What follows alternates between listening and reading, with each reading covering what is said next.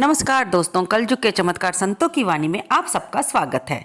दोस्तों 28 अक्टूबर को शरद पूर्णिमा है और आज की इस वीडियो में हम लाए हैं आपके लिए एक खास प्रसंग, जो कि अगर हम सीधा बोले तो सभी जानते हैं। इस दिन भगवान श्री कृष्ण ने राधा रानी और गोपियों के साथ महारास रचाया था, लेकिन उस कथा को, उस प्रसंग को रस के साथ पढ़ने का, सुनने का कुछ और ही आनंद होता है।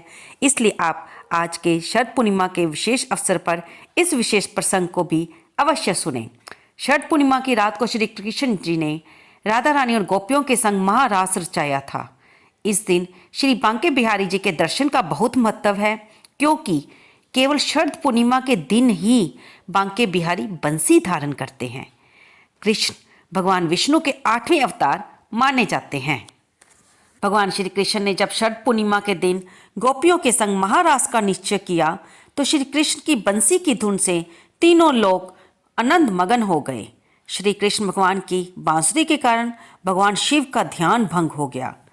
भगवान शिव अपना ध्यान छोड़कर, जो कि हर समय समाधि में लीन रहते हैं, राम नाम की मस्ती में राम नाम जपते रहते हैं, वे भी अपने उस नाम जप को छोड़कर वृंदावन में महारास के स्थल पर पहुंच गए।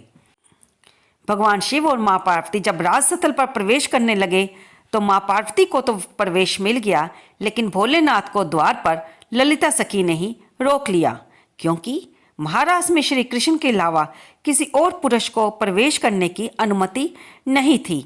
ललिता सखी ने भगवान शिव को इस विषय में बताया, तो भगवान शिव कहने लगे कि तुम ही मुझे कोई उपाय बताओ जिससे मैं इस महारास में प्रवेश कर सकूं। तब ललिता सखी कहने लगी कि प्रभु, आपको स्त्री वेश धारण करना पड़ेगा। भगवान शिव ललिता सखी से कहने लगे कि तुम मुझे शीघ्र स्त्री बना दो। तब ललिता सखी ने भगवान शिव को गोपी वेश में श्रृंगार किया और राधा कृष्ण के जुगल मंत्र की दीक्षा दी। भगवान शंकर ने अपने चेहरे को घूंघट से ढक लिया और घूंघट और महारास में शामिल होकर भगवान श्री रास बिहारी श्री राधा रानी और गोपियों के संग नृत्य और रास लीला करने लगे। श्री कृष्ण भगवान की बांसुरी सुनकर भगवान शिव भी सुध बुध खो बैठे। वे तो अपने डील डोल के कारण वैसे भी सभी सखियों से अलग नजर आ रहे थे, और भगवान श्री कृष्ण जो कि अंतर्जामी हैं, वे तो जानते ही थे कि भोलेनाथ उनकी रासलीला में आए हैं। तो उन्होंने सोचा कि चलो भगवान शिव के संग थोड़ी हंसी ठिठोली करते हैं। श्री कृष्ण कहने लगे कि जो गोपियां घूंघट में हैं, मैंने उनका मुख नहीं देखा, मैं सबका चेहरा देखना चाहता हूँ। देखो तो सही कौन कौन इस रास में प्रवेश किए हैं। अब भगवान शिव सोचने लगे कि ये कन्हैया बीच रास में क्या सोचकर बोलने लग गया है। भगवान श्री कृष्ण ने कहा कि चलो सभी एक कतार में खड़े हो जाओ, मैं बारी बारी से सबका मुख देखूंगा और दर्शन करूंगा। भगवान शिव कतार में सबसे अंत में खड़े हो गए और सोचने लगे कि हजारों गोपियां हैं, इसलिए मेरा नंबर कहाँ आएगा। लेकिन भगवान श्री कृष्ण भी बड़े चालाक थे। वो कहने लगे कि मैं तो सबसे पीछे की गोपियों के दर्शन पहले करूंगा। अब भगवान शिव भागकर कतार में सबसे आगे खड़े हो गए। सब गोपियां आश्चर्यचकित हो गई कि ये कैसी गोपी है जो कन्हैया से शर्माकर इधर उधर भाग रही है, और इसका डील डोल भी अन्य गोपियों की तुलना में भारी भरकम है। श्री कृष्ण कहने लगे कि महारास मैं अब इस गोपी के साथ करूंगा, और इतना कहते ही श्री कृष्ण ने भगवान शिव का घूंघट हटा दिया और कहने लगे, आओ गोपेश्वर महादेव, आपका महारास में स्वागत है। श्री राधा रानी और गोपियां भगवान शिव के इस गोपी रूप को देखकर आश्चर्यचकित हो गई। श्री कृष्ण राधा रानी और गोपियों से कहने लगे कि ये गोपी साक्षात भगवान शिव है।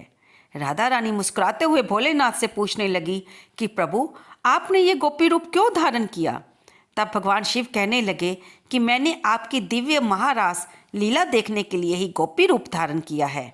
राधा रानी ने भगवान शिव से प्रसन्न होकर वरदान मांगने को कहा, तो भोलेनाथ कहने लगे कि आपके चरणों में सदा मेरा वास हो, मुझे ऐसा वरदान दे।